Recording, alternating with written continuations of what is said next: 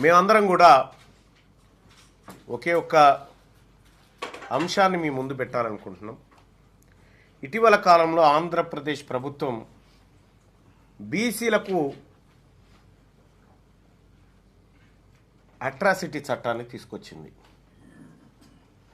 అంటే బీసీలను ఎవరైనా ఇబ్బంది పెట్టినా, కులం పేరుతో దూషించినా, భౌతికంగా దాడులు చేసినా, లేదంటే సామాజికంగా వెలివేతకు గురి చేసినా ప్రత్యేక చట్టం ద్వారా వాళ్ళు శిక్షించబడతారు. మరి తెలంగాణ రాష్ట్రంలో ఎస్సీ ఎస్టీల కంటే కూడా ఎక్కువగా సామాజిక హింసకు ఒత్తిడికి గురవుతున్నటువంటి వర్గాలు బీసీలు. ఎస్సీ ఎస్టీ సోదరుల కంటే ఎస్సీ ఎస్టీ అట్రాసిటీ యాక్ట్ ఉంది కాబట్టి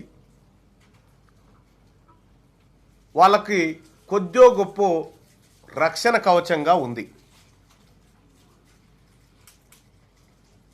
మరి మా బీసీల కోసం ఎలాంటి చట్టం లేదు.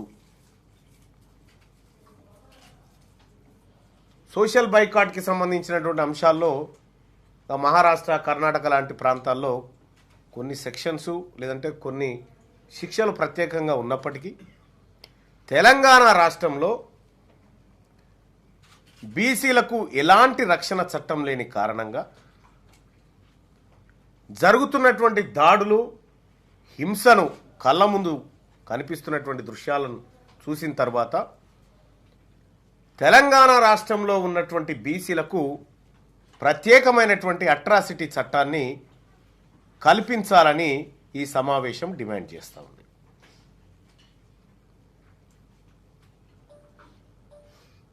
మరి ఇది చట్టం కల్పించడం ద్వారా హింస ఆగిపోతుందా?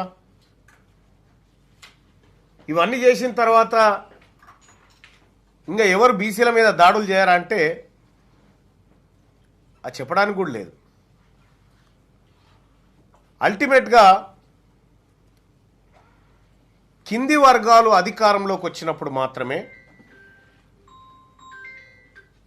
కొద్దో గొప్ప దీన్ని నివారించేటువంటి అవకాశం ఉంటుంది.